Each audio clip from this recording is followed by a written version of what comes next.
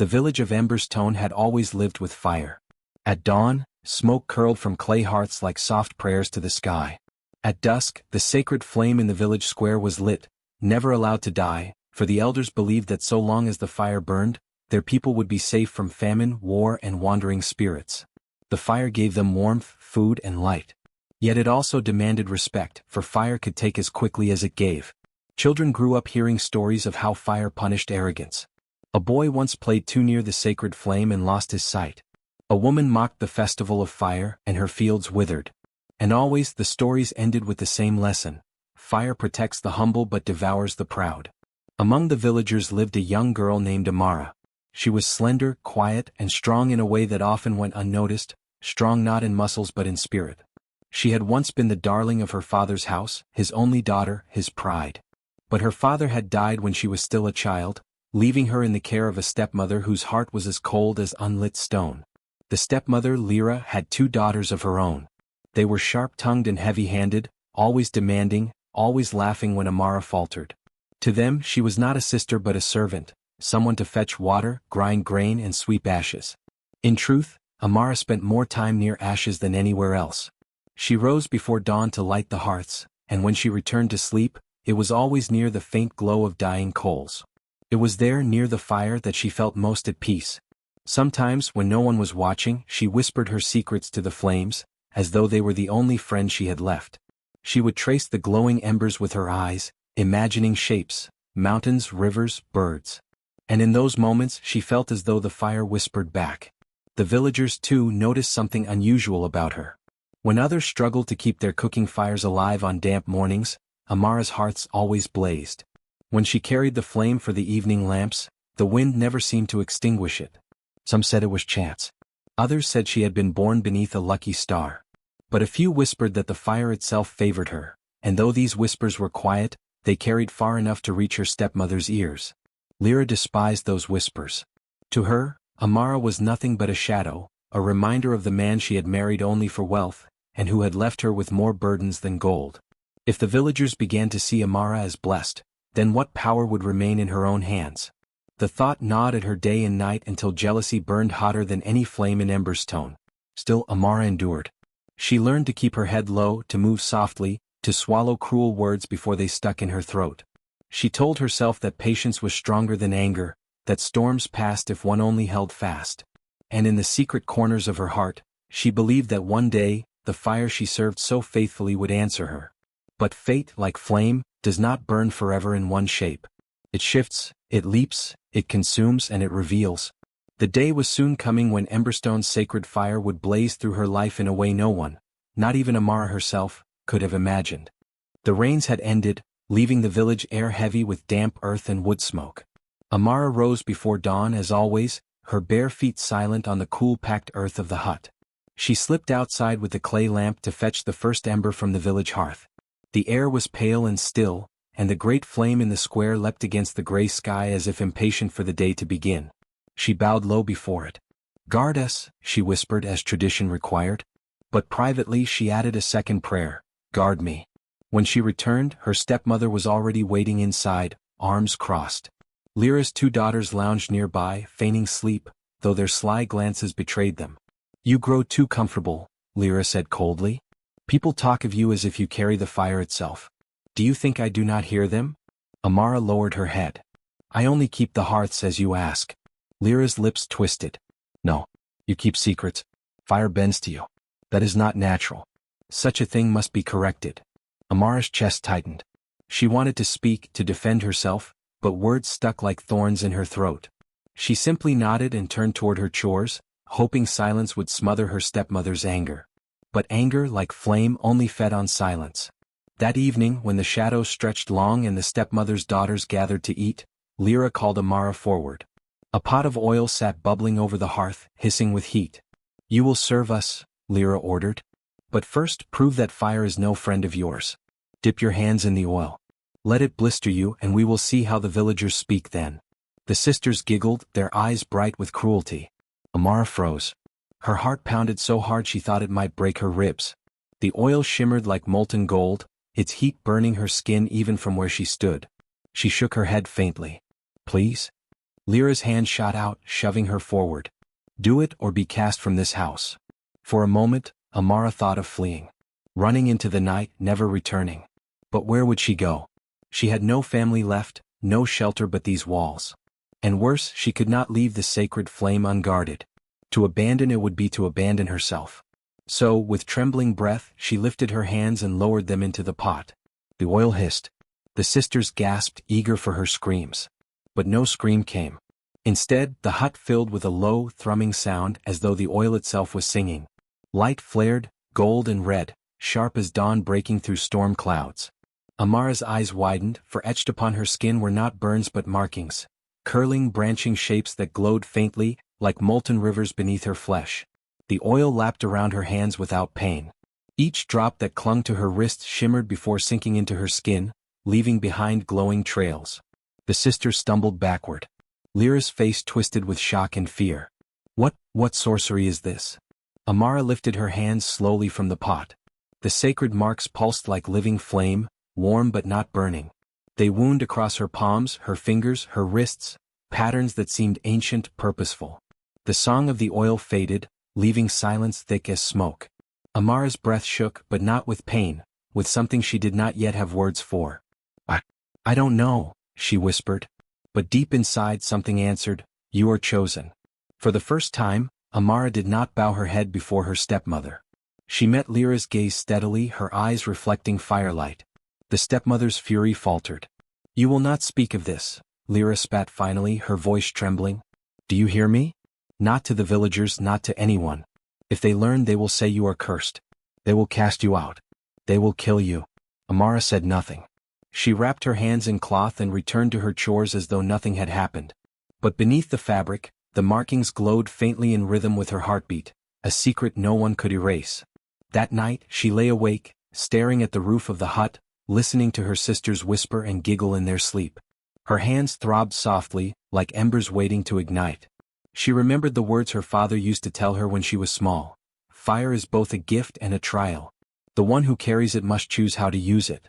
For the first time since his death, she wondered if he had known this day would come. Morning broke with a pale sky, the sun smudged by thin mist. Amara rose quietly, wrapping her hands in fresh cloth before stepping outside. She moved as if nothing had changed, yet everything within her had. Each step felt heavier, as though she carried not only her own body but the weight of the strange fire coiled beneath her skin. At the village well, women gathered to draw water, their laughter mingling with the clatter of pots. Amara lowered her bucket, keeping her hands hidden. But the effort made her shiver. The marks beneath the cloth pulsed whenever she touched wood, stone, or rope, leaving warmth that lingered long after. Why do you hide your hands, Amara? One of the women asked. Are you ill? She forced a smile. Only scraped them on the woodpile. They nodded, unconcerned, and returned to their chatter. Relief softened her shoulders. If they saw, if they knew, would they shrink away? Would they believe Lyra's words if she whispered that Amara was cursed? On the walk back, she paused by the great village hearth. The flame flickered low, weakened by dampness. Traditionally, the duty of tending it belonged to the eldest families, but she had always felt drawn to it. Today she felt something more, an almost magnetic pull. She glanced around, then slowly lifted her hand. Through the cloth she touched the stone rim. At once, warmth spread outward, subtle at first, then strong. The dying flame leapt higher, tongues of fire reaching joyfully into the air. The villagers nearby gasped and turned. Amara snatched her hand back. Did you see that? A child whispered. The fire. It woke, another murmured. Amara's heart raced. She hurried away before questions could follow, but she knew she could not hide this forever. The marks were not passive. They wanted to be seen. They demanded purpose. That evening, as the village gathered for supper, her stepsisters watched her closely. Lyra too, her sharp gaze flicking to Amara's hidden hands whenever the girl moved. Amara felt their suspicion pressing on her like a physical weight. She tried to keep her eyes down, to remain invisible, but the fire within her rebelled. The pot of stew on the hearth hissed and boiled over just as she passed, though no one had stirred it. Sparks danced in the air. The children shrieked and laughed, calling it magic. Amara clenched her fists beneath the cloth. Later that night, when the others slept, she crept outside. The moon hung high, silver on the grass. She unwrapped her hands at last, revealing the glowing marks in full. They coiled like rivers of flame, branching and curling in patterns no artisan could have carved. She moved her fingers slowly, and to her wonder, sparks leapt from her skin, rising like fireflies. She gasped, half afraid, half exhilarated. From the shadows an old voice spoke. "I wondered when you would reveal them." Amara spun. It was Elder Tano, the village seer. His eyes were pale, clouded with age, yet they glinted as though they saw straight through her. He stepped closer, leaning on his staff. "Do not fear," he said softly. "These marks are not curse but covenant. Long ago, when the ancestors first called fire from stone, they vowed that in times of need, one would bear its spirit. That one is you." Amara's breath caught. "Me? But what? I am no one. I am only," she hesitated, "only a stepdaughter. Only a servant." "You are the Flamekeeper's child," Tano interrupted gently. "Your father knew the old songs. He must have known this would pass to you." Amara's throat tightened at the mention of her father.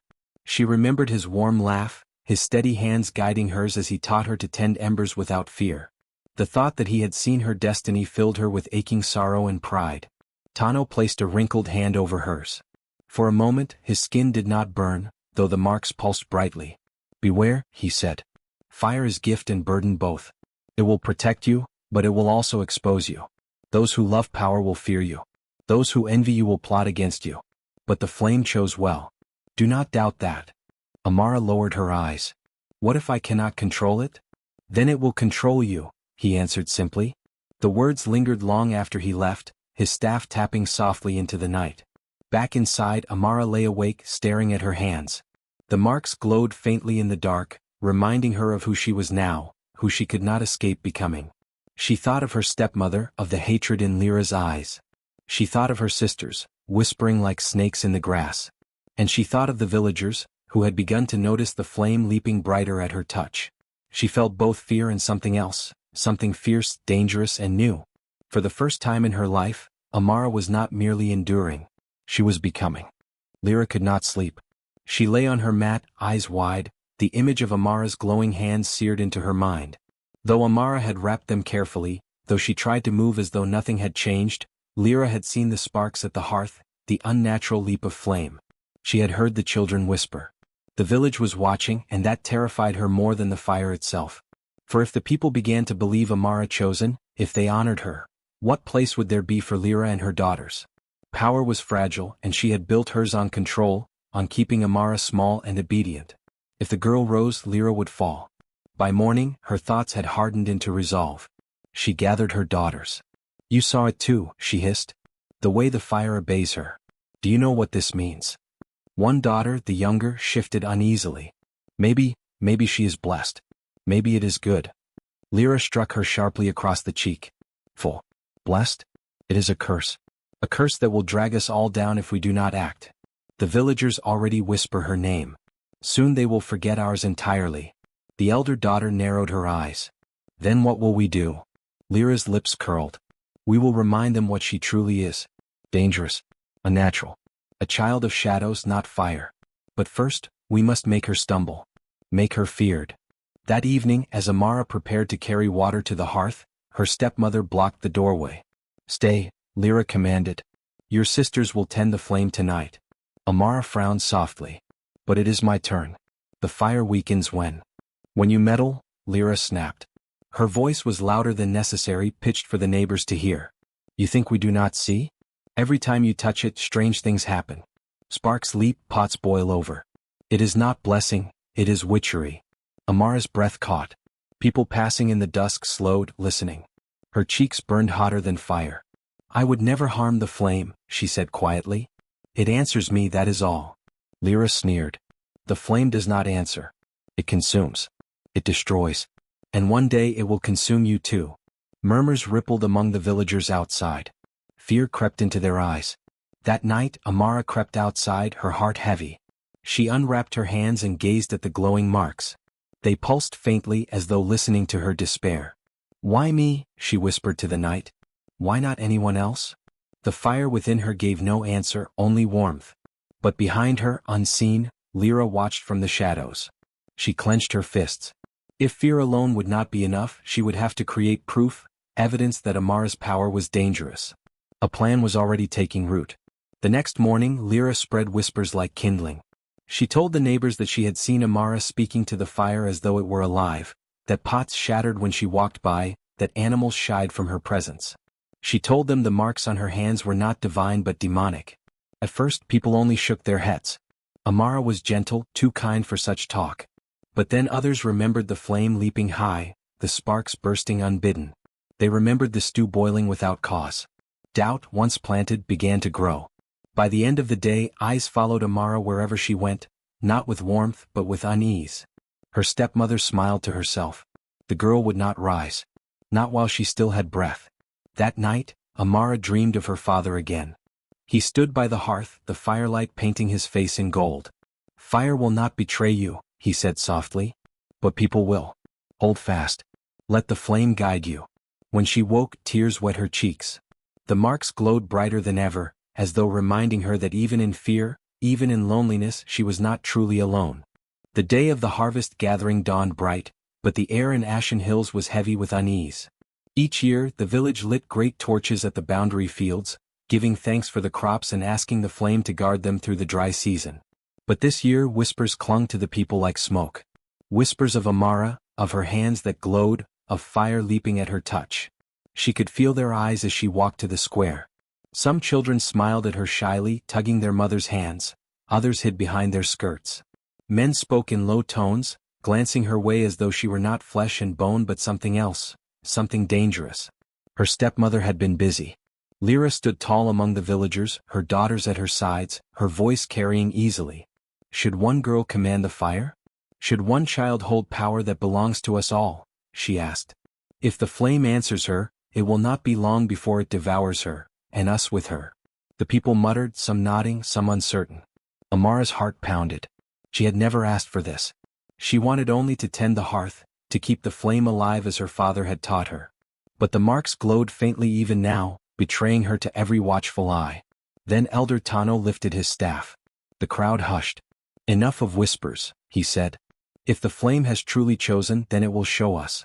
If not, then it will reveal her guilt. Let there be a trial by fire. A shiver ran through the villagers. A trial by fire was rare, invoked only when questions of life or death hung in the balance. Amara swallowed hard. Her stepmother's lips curved into a smile.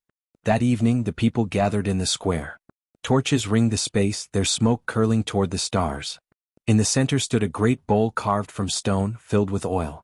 It shimmered in the firelight, a mirror of what had marked Amara's hands. Tano turned to her. Child, place your hands in the flame. If you are false, the fire will consume you. If you are true, it will accept you. Gasps rippled through the crowd. Her stepmother's daughters leaned forward eagerly. Lyra's eyes glittered with triumph. Amara's legs trembled as she stepped forward. The bowl radiated heat, waves that made her eyes sting and her throat dry. She thought of running, of refusing, but then she remembered her father's voice in her dreams. Hold fast. Let the flame guide you. She unwrapped the cloth from her hands.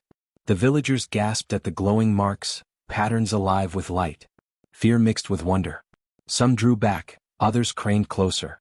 Amara took a deep breath, closed her eyes and plunged her hands into the flame. The fire roared, rising higher than any had ever seen. Yet Amara felt no pain. Heat coursed through her veins, fierce but steady, as if the fire itself recognized her.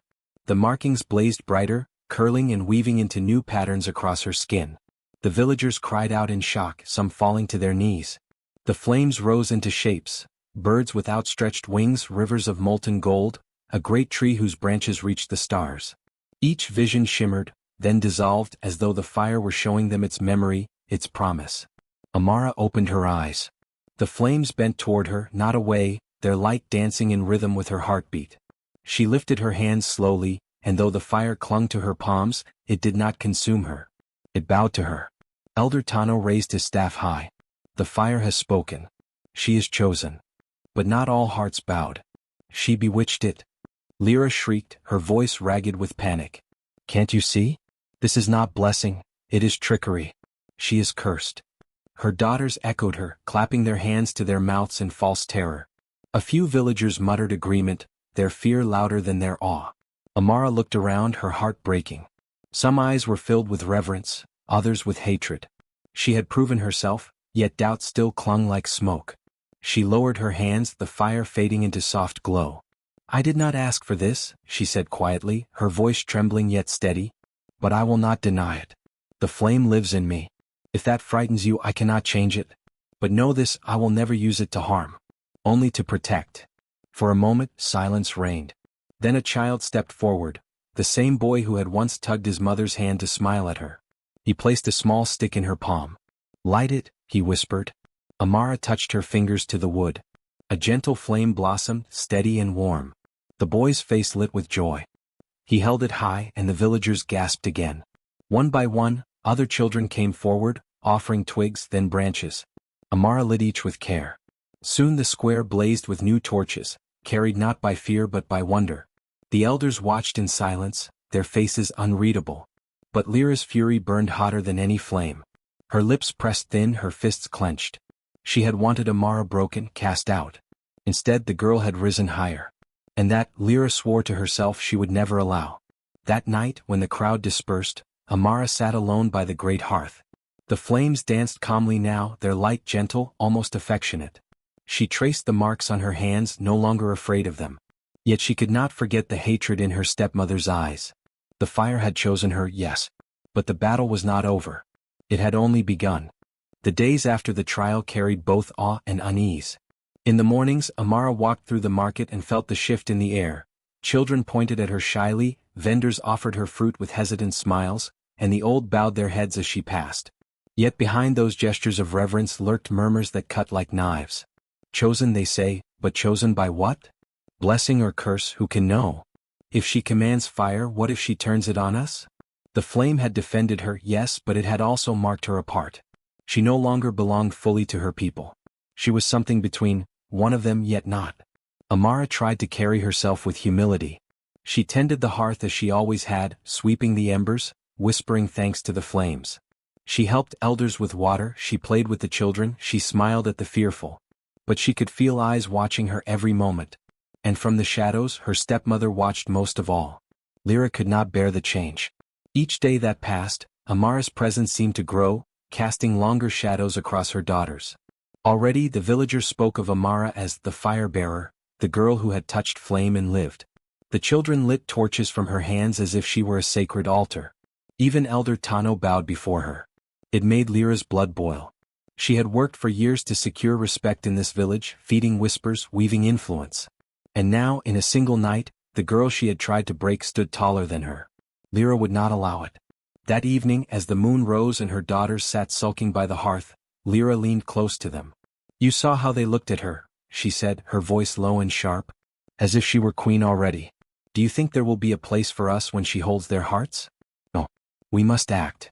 The elder daughter sneered. "But the fire defends her. You saw it." "The fire may defend her," Lyra said, eyes glinting, "but the people can be turned. Remember, fear is stronger than wonder. If they believe she is dangerous, if they believe she cannot control her power, they will cast her out themselves." The younger daughter frowned. "And if that fails?" Lyra's smile was cold. "Then we ensure the fire consumes her." The plot unfolded in whispers. Lyra spread seeds of fear, careful, deliberate. She told the shepherds that Amara's presence made their flocks restless. She told mothers that their children risked burns if they played too close. She reminded the elders of stories when flame was not gift but punishment. And when she spoke of Amara's trial, she twisted it. "Did you not see the fire take shape?" she asked. "Birds, rivers, a great tree. Those were not blessings. Those were omens.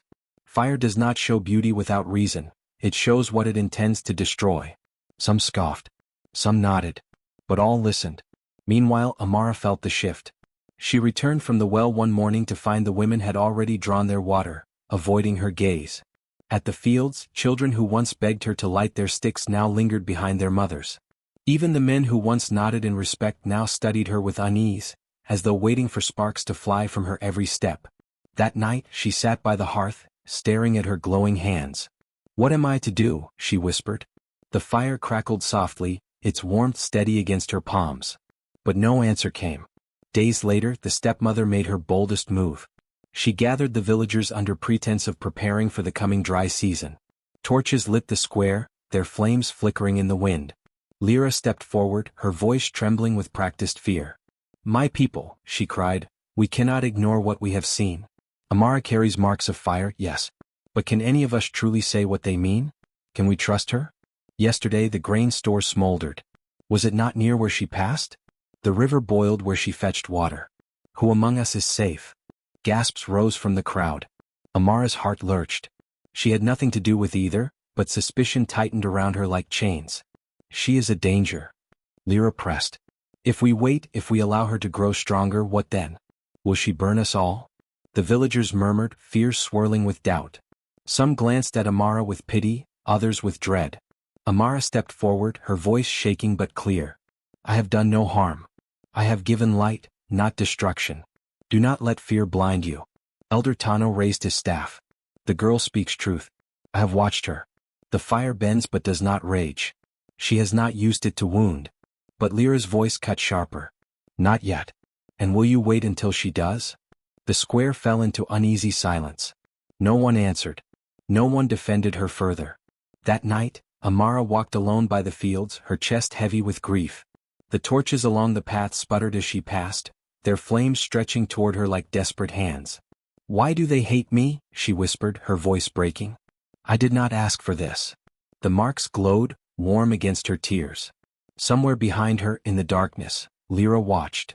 And in her hand, she held a small clay jar filled with oil. She was not finished yet. The whispers grew into shadows that followed Amara everywhere. She felt them in the market stalls, where women clutched their baskets tighter as she passed. She felt them in the fields, where men turned their backs when she approached.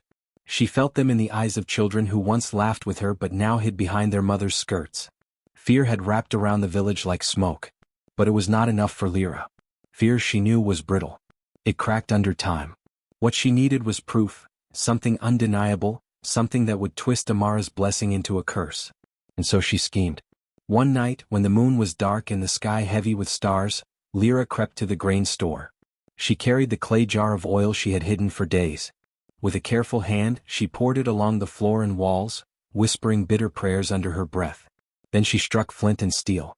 The oil caught quickly, flames licking upward like hungry tongues. But Lyra did not panic.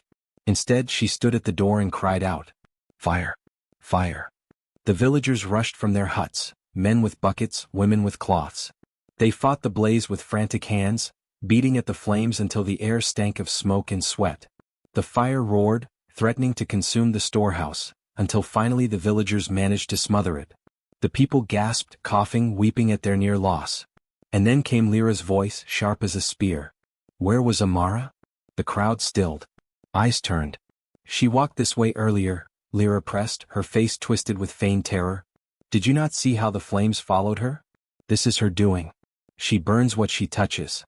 The villagers wavered, their exhaustion turning to suspicion. The fear Lyra had planted now bloomed into anger. Amara, roused by the commotion, ran into the square.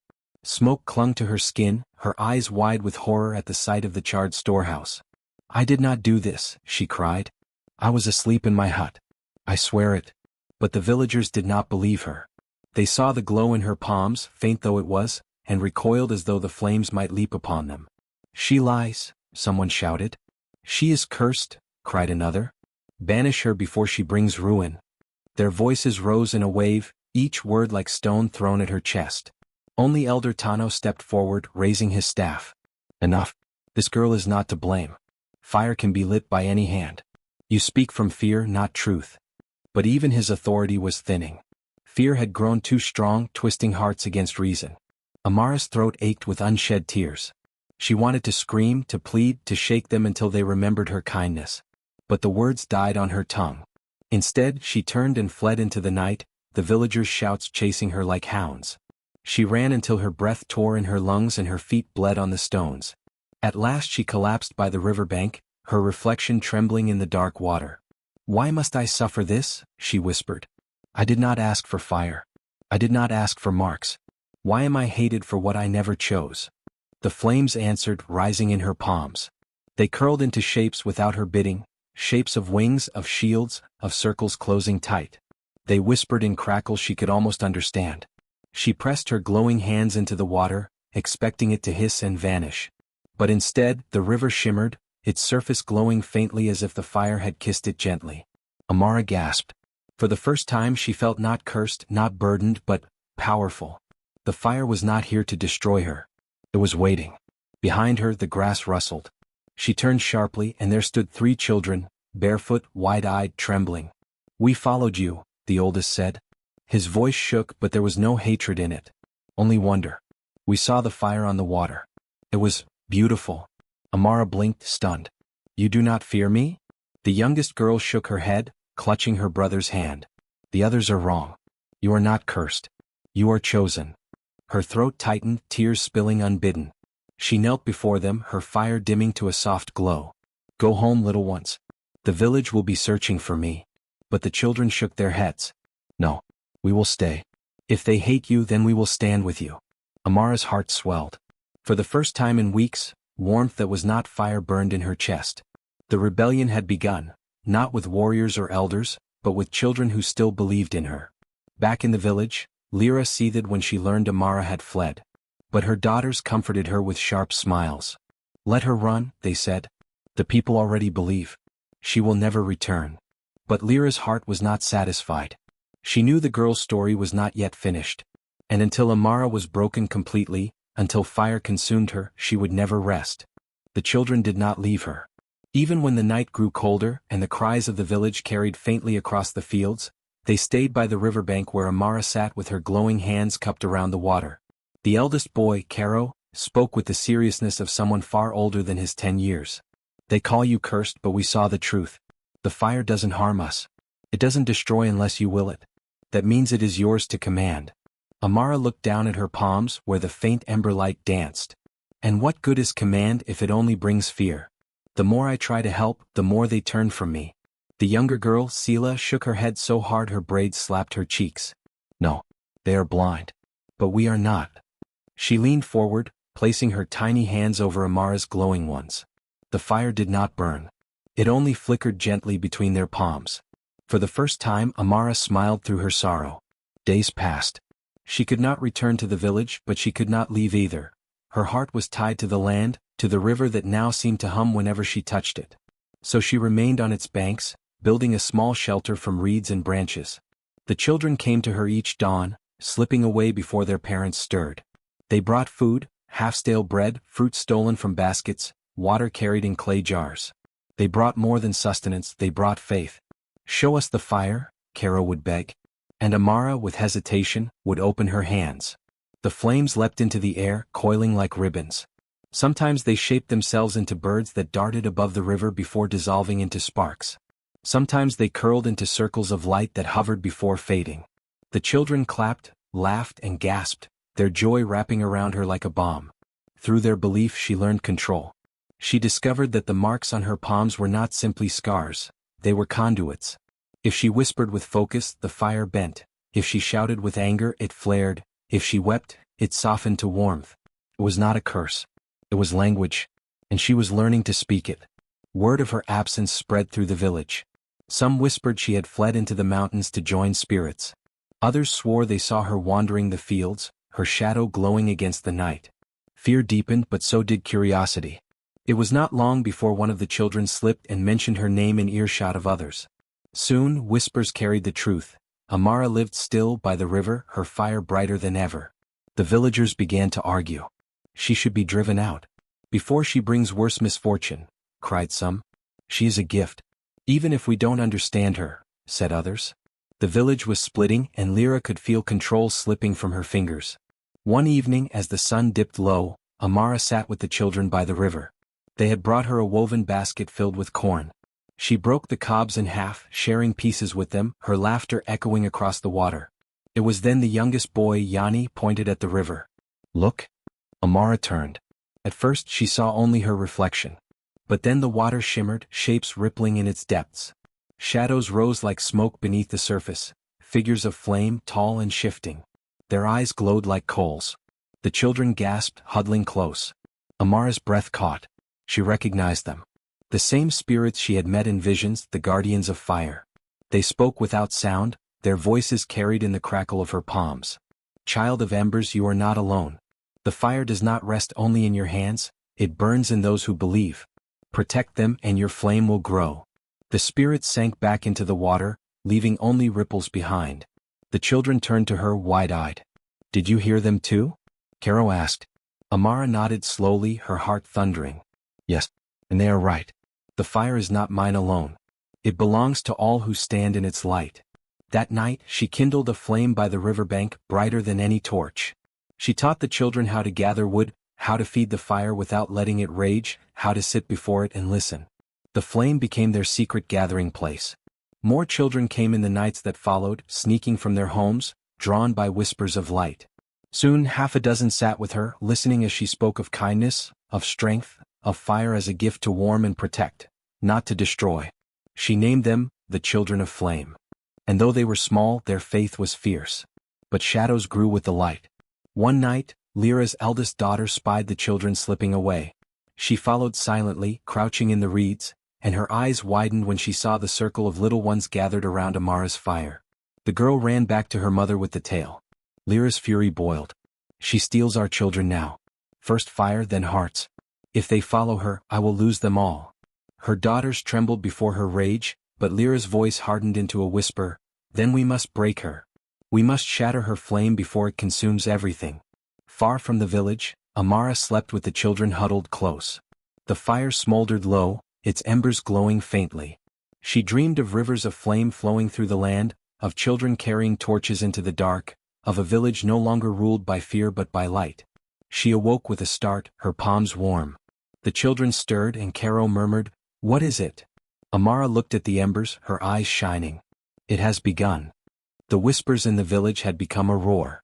Every day the people argued in the square, voices sharp as knives. Some declared Amara cursed, a child of ruin. Others whispered that she was chosen, a bearer of divine flame. Mothers found their children sneaking out at night and came back trembling, claiming they had seen a fire burning by the river and laughter drifting on the wind. The community was dividing and Lyra felt it like a sickness gnawing her bones. She paced her hut, her nails scratching deep lines into the wooden walls. Her daughters sat silent, watching her with wary eyes. "They slip from me," Lyra hissed. "First the people, now even the children. Do you not see? The girl twists them with her fire. She makes them believe she is more than mortal." "But mother," whispered the youngest, "perhaps she is. We saw the marks. We saw the flames leap from her hands." The slap came so fast the girl reeled, clutching her cheek. "Do not speak of her as though she is holy," Lyra spat. "She is a curse. A weed. And weeds must be pulled from the root." Her eldest daughter leaned close. "Then what will you do?" Lyra's eyes burned like coals. "I will give the people proof. I will make them see her as I do. And when they fear her enough, they will beg me to destroy her." That night Lyra crept to the river. She brought with her a sack heavy with stones and ropes stiff with oil. The moon glared pale above her, but she moved with the certainty of one possessed. Amara sat by the embers, drowsy, the children curled around her in sleep. She stirred at the sound of reeds breaking, but before she could rise, a shadow fell upon her. Lyra struck swiftly, knocking her to the ground. The woman's strength was surprising, hatred gave her power. With ropes slick from oil, she bound Amara's wrists, forcing her palms closed so no flame could leap forth. Amara cried out, but the children only stirred weakly, their sleep heavy with dreams. "You think yourself chosen," Lyra snarled, dragging her toward the water. "But you are nothing. Tonight I end this. Tonight, the river will swallow you whole." She tied the stone-laden sack around Amara's waist and shoved her into the dark water. The river closed above her. Cold struck her lungs, her body sinking like iron. She thrashed, ropes cutting her wrists, bubbles rising in a frantic stream. For a moment, terror consumed her, then a spark ignited within. Her palms, though bound, burned. Fire spread through the water, not extinguished but transformed, glowing like molten light. The ropes hissed, snapping. The stones fell away and Amara's body rose. When she broke the surface, the river blazed around her. Flames danced on the water as though it were oil, painting the night in gold. Lyra staggered back on the bank, her mouth gaping. The children awoke, their cries piercing the air. Amara stood waist-deep in the glowing river, her hair streaming, her eyes two burning coals. Her voice shook the air. "You would drown me, but the river knows my name. You would bind me, but the fire frees me. I'm not cursed. I'm not weak. I am flame." The children rushed to her, wading into the shallows, their small hands reaching. The fire did not burn them, it curled around them like ribbons, crowning them with halos of light. By dawn the tale had spread. Villagers gathered at the riverbank, staring at the blackened reeds and the scorch marks on the water's edge. Lyra tried to speak, tried to twist the story in her favor. She called the fire upon us, she wailed. She will destroy us all. But her words were weak against the sight of Amara standing calm and alive, her palms glowing as the children clustered around her like fledglings around a mother bird. Elder Tano stepped forward, his voice heavy with awe. You sought to kill her, yet she lives. Fire bends to her will. Water cannot drown her. Tell me, Lyra, does that sound like a curse? The villagers murmured, their fear shifting into wonder. For the first time, Lyra felt something colder than rage, desperation. That night she gathered her daughters. Her face was drawn, her eyes shadowed. We cannot wait, she whispered. The people slip from our hands. Tomorrow we act. If they see her as a savior, then we must show them her fire brings only death. Her daughters trembled but nodded. In her heart, however, Lyra knew the truth. She was no longer fighting for the village. She was fighting for herself, for the fear that if Amara lived, her own name would be forgotten, buried beneath the girl's flame. At the river, Amara sat awake, the children sleeping near her fire. Her hands glowed faintly, the marks etched deeper now, the skin darkened with sacred lines. She stared into the embers, feeling the spirits whisper in their crackling song. The time comes. Darkness rises. Fire must stand. Her heart tightened. She knew the stepmother would not rest. And she knew the final trial was near. She looked at the sleeping children, their faces soft with trust. I will not let her take you, she whispered. Not you. Not this flame. She pressed her hands together. Sparks leapt into the sky, drifting upward like stars. The rebellion of fire was ready to ignite. The night before the dawn was heavy with silence. No cricket sang, no wind stirred the reeds along the river. It was as though the world itself was holding its breath, waiting for fire and shadow to clash. Amara felt the weight of it pressing on her chest as she sat by the embers. Her palms glowed faintly, the sacred lines etched deeper now, almost as if carved into bone. The children slept close, their bodies curled like roots around the flame. She stroked their hair gently, whispering to herself, "This is not my fight alone. But it must end with me." The river whispered in reply, rippling with faint glimmers of fire beneath its surface. At dawn, the village gathered in the square. Lyra stood at the center, her daughters at her side, her face a mask of sorrow she had crafted like an artist with clay. She raised her hands, her voice ringing loud. My people. You saw her last night. You saw the fire spread across the river. Will you wait until our homes are ash? Until our children burn in their sleep? She is no savior, she is the spark that will destroy us all. Some nodded, fear tightening their jaws. Others looked uncertain, torn between dread and the strange hope Amara's survival had planted. Then came a shout, she is here. The crowd turned. Amara walked into the square, her bare feet striking the earth with quiet force. Her hands glowed, not wild and crackling but steady as lanterns. The children walked behind her, their eyes shining, each holding a small flame in cupped palms that did not burn. Gasps rippled through the crowd. She teaches even the little ones, someone murmured. She gives them power, hissed another. But Elder Tano lifted his staff, commanding silence. Let her speak. Amara stood tall, though her heart pounded like a drum. I did not choose this fire, she said, her voice steady. It was forced upon me just as pain was forced upon me. But the fire did not destroy me, it taught me. It showed me that strength can grow from suffering, and that no flame need burn only to harm. She lifted her hands. The fire spread upward in arcs of light, shaping itself into birds that circled the sky before dissolving into sparks. The children laughed in delight, holding their own tiny flames aloft. The villagers stared, caught between awe and fear. But Lyra's voice cut through like a blade. Do not be fooled. She will burn us all in time. I saw her set the river ablaze. She is dangerous. She is death itself. Her words cracked, but desperation gave them weight. She snatched a jar of oil from her daughter's hands and hurled it at Amara's feet. The jar shattered, oil spreading across the dust. Lyra struck flint, sparks flying. Then let us see if your fire saves you. The flames leapt eagerly across the oil, racing toward Amara. The villagers screamed and staggered back, but Amara did not move. She lifted her hands calmly and the fire slowed, curling back upon itself. It bent like a bow, drawing inward, until it rose into a pillar of flame between her and Lyra. Gasps filled the square. The fire did not burn outward, It shielded her, alive and obedient. Amara's voice thundered through the smoke. You cannot break me, Lyra. You cannot burn me, drown me, or silence me. The fire does not belong to you nor even to me, it belongs to truth. She stretched her hands and the flames bent again, forming a circle around her stepmother.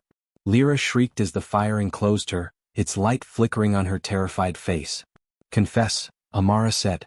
Before all, confess what you have done. Lyra trembled, her knees buckling. I only wanted. But the fire flared, cutting off her lies. The earth scorched at her feet. Her daughters sobbed, clinging to one another. Finally the woman screamed, Yes. I tried to burn you. To drown you. To end you. Because you were stronger, brighter, better than my own. And I could not bear it. Her words hung in the air, heavy and terrible. The villagers turned against her in an instant. Murmurs rose, anger, disgust, betrayal. Elder Tano's voice carried above them all. Enough. Her guilt is plain. Let her leave this village, never to return. The people shouted their agreement. Lyra fell to the ground, sobbing as her daughters dragged her away. When the fire finally died down, silence fell again. All eyes turned to Amara. She stood with her palms still glowing, the children gathered around her like a constellation of sparks. She could feel vengeance in her grasp. With one command she could have reduced Lyra to ash. But she had chosen mercy. The fire obeyed her, and so must her heart. From this day, she said softly, let the fire no longer be a symbol of fear. Let it be a flame of protection, of life. I will guard it, and you? Elder Tano bowed low. Then you are no longer cursed, Amara. You are Firebearer. Our protector. The villagers echoed the title, voices rising, awe mingling with hope. As the sun broke the horizon, Amara lifted her hands. The children lit their torches from her flame, one by one. The fire spread through the square, not in destruction but in light, warming every face. The people stood together, not divided but united by the glow. Amara smiled, tears in her eyes. She had been broken, betrayed, nearly drowned, nearly burned. Yet she stood, flame alive in her palms, stronger than fear. And for the first time she knew it was not a burden. It was her gift. The new dawn had come.